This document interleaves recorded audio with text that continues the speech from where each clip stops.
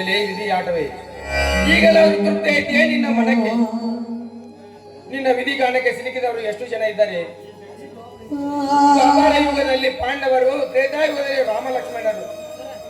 ಹೀಗೆ ವನವಾಸಕ್ಕೆ ಹೋಗಿ ನೀನು ನನ್ನನ್ನೇ ಬಿಡುವೆಯಾ? ಛೇ, ಧಿಕ್ಕಾರವಿರಲಿ ನಿನ್ನ ಮಾಯಾ. ಸಮಾಧಾನ ಮಾಡಿಕೊಳ್ಳಿ ಸ್ವಾಮಿ, ಸಮಾಧಾನ ಮಾಡಿಕೊಳ್ಳಿ. ಮೊದಲೇ ಗಾಯವಾಗಿದೆ. ನೀವು ಇನ್ನೂ ಹೆಚ್ಚು ಕಣ್ಣೀರು ಹಾಕಿದ್ರೆ ಆ ಗಾಯ ಮತ್ತಷ್ಟು ಉಲ್ಬಣಗೊಳ್ಳುತ್ತೆ ಸ್ವಾಮಿ. ಸಮಾಧಾನ ಮಾಡಿಕೊಳ್ಳಿ, ನಡಿ ಬೇಗ ಆಸ್ಪತ್ರೆಗೆ. ಸಮಾಧಾನ ಎಲ್ಲಿದೆ ಸಮಾಧಾನ? ಜಯ ಈ ರೈತನಿಗೆ. ರೈತರಿಗಾಗಿ ನಾನು ಸಿಕ್ಕಾಪಟ್ಟೆ ಸಮಾಧಾನ ಮಾಡಿಕೊಂಡಿದ್ದೆ. ಗುಂಡಿನ ಬಲಿಗೆ ಆತ್ಮನೇ ಗೆಳೆಯನನ್ನೇ ಕಳೆದುಕೊಂಡಾಗ ಮಾಡಿಕೊಂಡೇ ನಾನು ಸಮಾಧಾನ.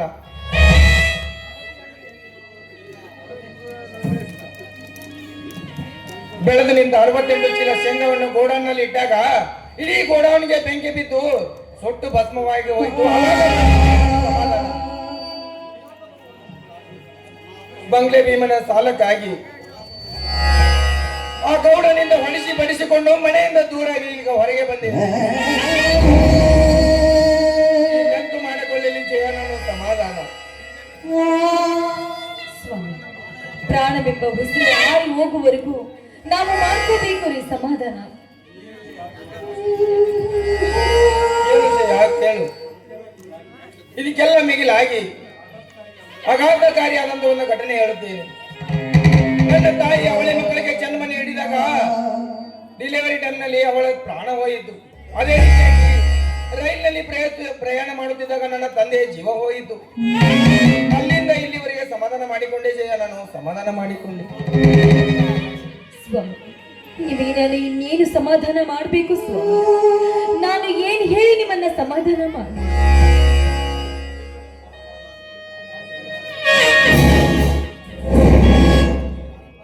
ಯಾರಪ್ಪ ನೀನು? ಯಾಕೆ ಈ ಮಾತೆ ಮುಂದೆ ಈ ರೀತಿ ಕಣ್ಣೀರು ಹಾಕ್ತಿರುವೆ? ಏನಿದು ತುಂಬ ರಕ್ತ? ಏನಿದು ನಿನ್ನ ಮುಖದಲ್ಲಿ ಕಣ್ಣೀರ ವ್ಯವಸ್ಥೆ? ಯಾರಿಂದ ನಿಮಗೆ ತೊಂದರೆ ಆಯಿತು? ನಾ ಬರುವಾಗ ಇದನ್ನೆಲ್ಲ ಕೇಳಿ ನಿನ್ನ ಪ್ರತಿಯೊಂದು ನುಡಿ ಕೇಳಿ ನನ್ನ ಹೃದಯ ಹೊಡೆದು ನಿರಾಗಿ ನನ್ನ ಮನದಲ್ಲಿ ಕರಗಿ ಹೋಯಿತು. ಹೇಳು, ಏನಾಯ್ತು ನಿನಗೆ?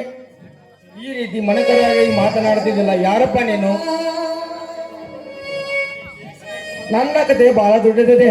ನಾನೊಬ್ಬ ಅನಾಥ. ನೀಲಾಗಿ ಅನಾಥಕ ರಕ್ಷಕ ಅಂತಾರೆ. ಮೊದಲು ನಿನಗೆ ಈ ಸ್ಥಿತಿ ಹೀಗೆ ಬಂದಿದ್ದು ಅಂತ ಹೇಳು. ನಿನ್ನೊಂದಿಗೆ ನಾನಿದ್ದೇನೆ. ನನಗೇನಾಗಿದೆಪ್ಪ? ನಾನು ಚೆನ್ನಾಗೇ ಇದ್ದೇನಲ್ಲ. ನನಗೇಕೋ ಈ ನಿನ್ನ ಕಷ್ಟ?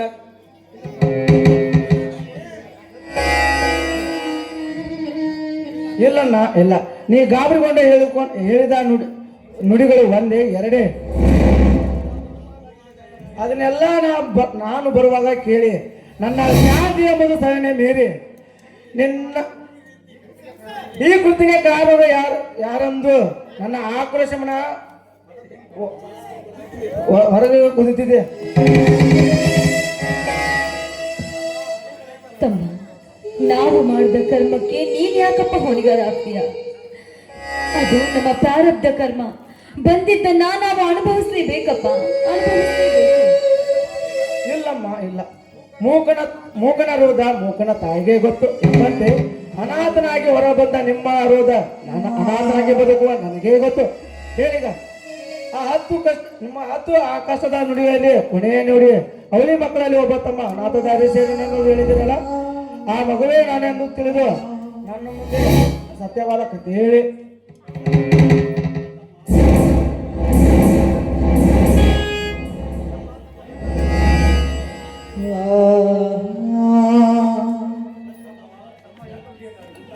ತಮ್ಮ ಎಂದ ನುಡಿಯನ್ನಾಡಿದೆವು.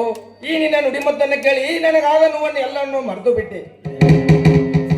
ಅಂದ ಮೇಲೆ ನೀನು ಅನಾಥನೇ. ನಿನ್ನ ತಂದೆ ತಾಯಿ ತಮ್ಮಂದಿರು ಎಲ್ಲಿದ್ದಾರೋ?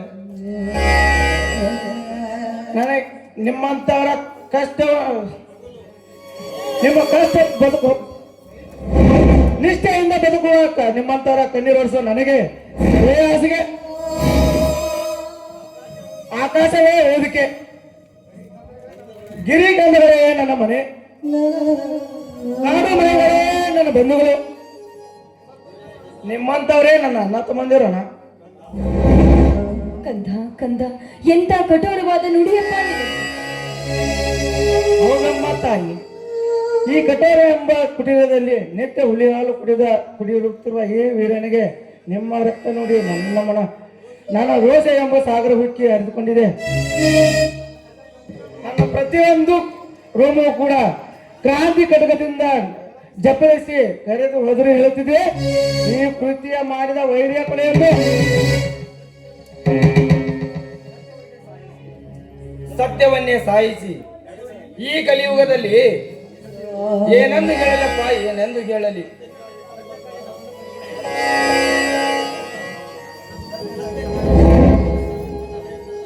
ಸತ್ಯಕ್ಕಾಗಿ ರೈತರನ್ನು ಕಳೆದುಕೊಂಡೆ,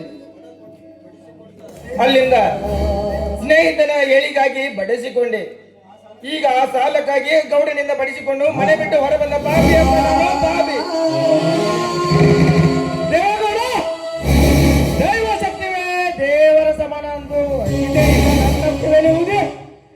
ಈಗ ಬಡ ಜನರ ಸಾವು ನೋವಿನಿಂದ ಹೋರಾಟ ನಡೆಸಿದ್ಯಾ? ನಿಜ.